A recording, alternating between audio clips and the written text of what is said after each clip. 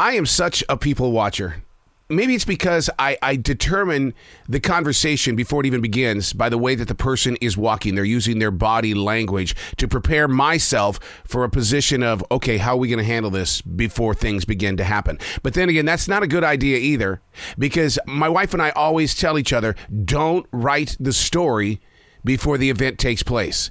And that's one of those situations too, where when somebody walks into a room and you're reading their body language, it's like, I'm writing a story.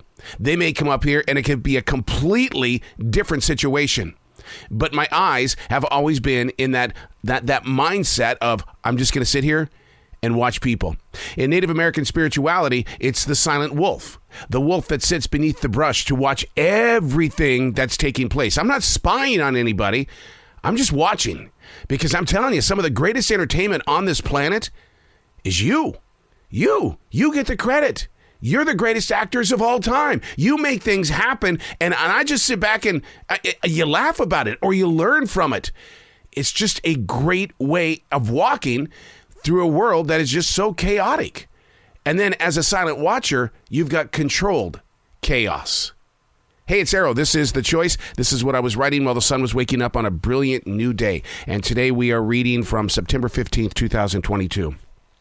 The humanisms that tend to catch our eyes when we see things that make us laugh because, maybe somebody stumbles or somebody says something that's quite funny or very interesting. And so what we do in our minds, we mark that as a humanism. They're just being human, because humans do make mistakes. Humans do find victory, but at the same time, they also find great losses. But they've learned to take the flames and the embers from that fire and turn it into something, replenishing the soil.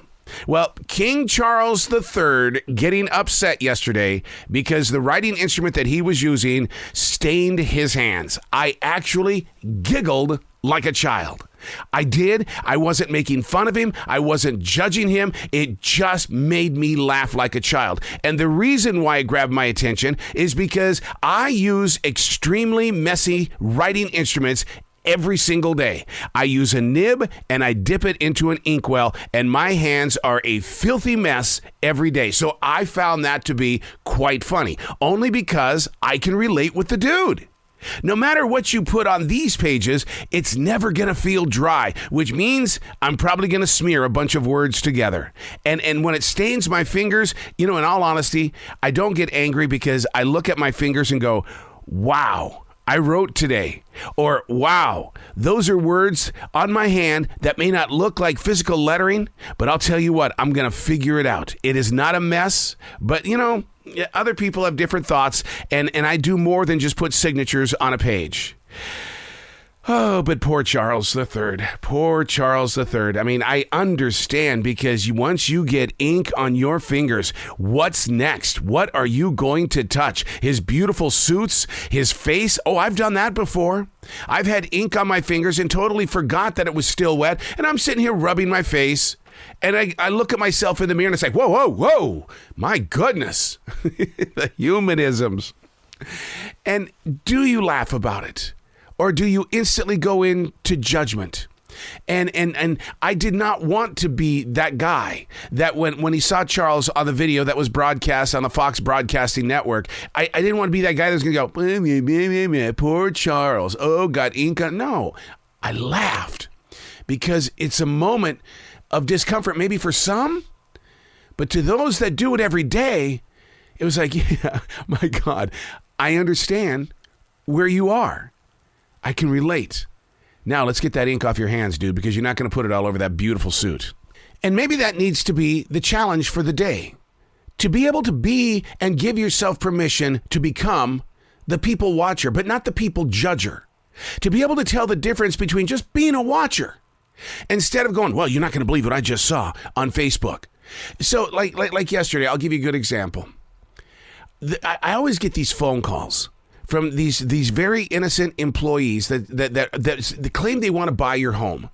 And so for the longest time, I've talked about this beautiful forest. I've talked about the lake and the creek and the deer and the hawk. And then I put this unbelievable price tag on this home, and then they hang up. Well, yesterday, the way that I handled it, because I was just wanting to have some fun. is I talked about how many grocery stores there are around me and how close they are to me, and that the accessibility of so many other things. And all of a sudden the guy goes, I think we're interested in this house. And it's like, oh my God. I, in my everyday world, see the grand beauty that nature presents, and for some reason I couldn't get them to understand that how valuable that is to me. And yet I talk about a grocery store being nearby, and that's what they found value in. See, being a people watcher, not a judger, a people watcher, creating conversations so that you know that you're going to get a reaction, not in a judgment way, but rather a loving way, something that's going to have someone say, I can relate with you. Yeah, I'm not alone. I'm Arrow, and that's what I was writing while the sun was waking up on a brilliant new day.